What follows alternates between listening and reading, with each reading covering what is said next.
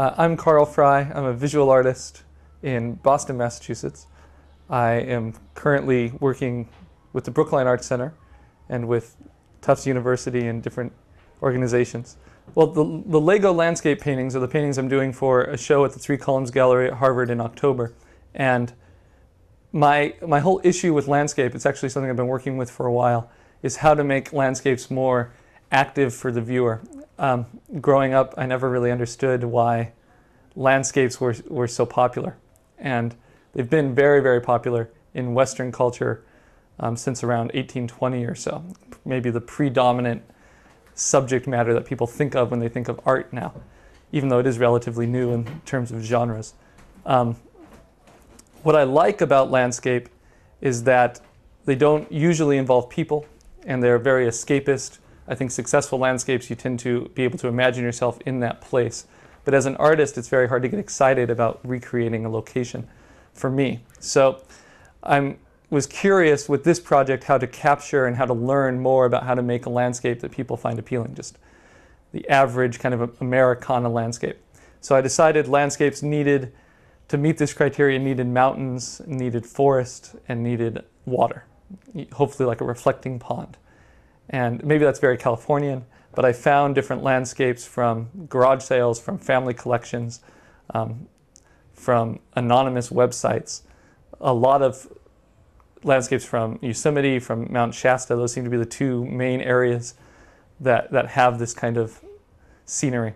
And started narrowing that down, decided what sort of paintings I can learn the most from, different styles, different color schemes, different periods, Hudson River school to more contemporary, like how to paint landscape sort of images.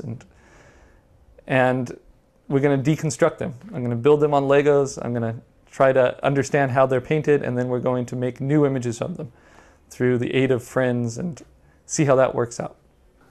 I'm Frances Frey. I'm the wife of the artist, and it's funny listening to him talk about these landscapes because he's making it sound like he just reveres landscapes, and he did this because he wanted to learn about landscapes and learn how to do them. But my take on it from listening to him through the years is that he's always really hated landscapes and always been really uncomfortable with them, and he just can't get why people would want to look at landscapes. Why would you hang that in your house? It's somebody else's memory, it's somebody else's vision. Why do that? So it seems to me that he's doing these landscapes. I mean, he said he's trying not to make fun of them, but he's almost forcing them to be something that they're not and trying to take control of the landscape and take it back. And it's funny because when he was about 9 years old or 10 years old, his father paid him $10 a piece to do a whole bunch of landscapes of Yosemite, and he always speaks of that as like the low period in his art, and he just hated it.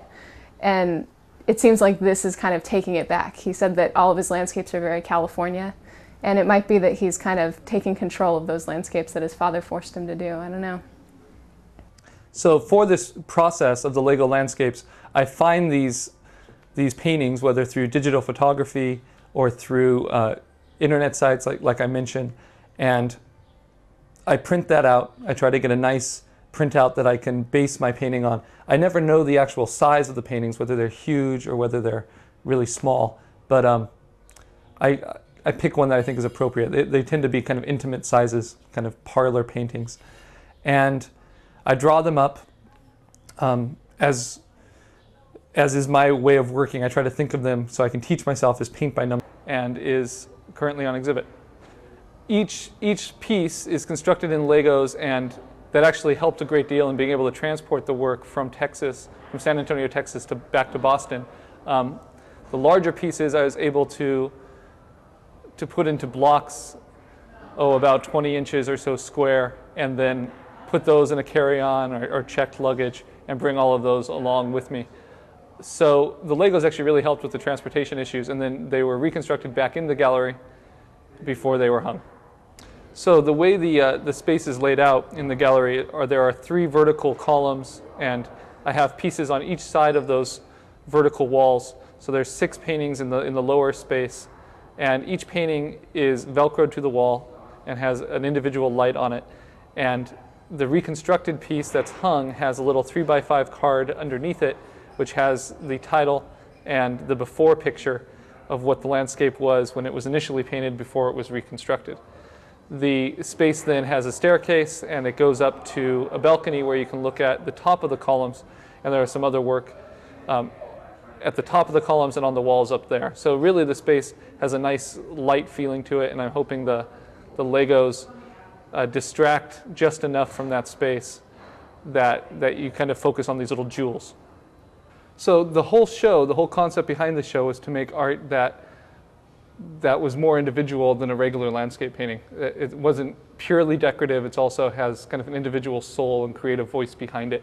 And the reactions I got from people that saw the show and people that were just passing through, even people that wanted to know what I was doing when I was putting these Legos together in the gallery and installing them, was that they thought it was a new idea, a great idea. It seems very novel to a lot of them, but also just that they felt familiar with it, and that all of them felt that they could also make an aesthetic contribution like these pieces, because it's something you're familiar with, Legos, and it makes it comes together in a familiar way. So even though they are landscapes and they are traditional, it seemed very contemporary and very appropriate, I think, to them. The original painting or drawing that was from is obviously not what was constructed with the Legos, but it's similar, so you can tell. Yeah, it's just the idea that you can create, the idea of forming and reforming, and it's just the Legos is such a tangible kind of form to represent the idea of being able to form out of things. And, I think it's really innovative. Never seen it before. Yeah. So the project to me was very successful based on a lot of the comments I got during the opening and while I was installing.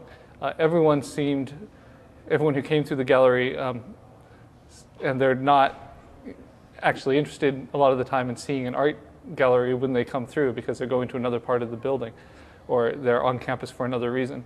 But all of them seem to have opinions on the work, and they're usually positive opinions, and I think it has a lot to do with the fact that they're on Legos and they're a material that people are familiar with to begin with. My whole goal is to make art that's not intimidating to people and that people feel free to have their own opinions and own tastes about. So I was very happy that people seemed to get that out of the work.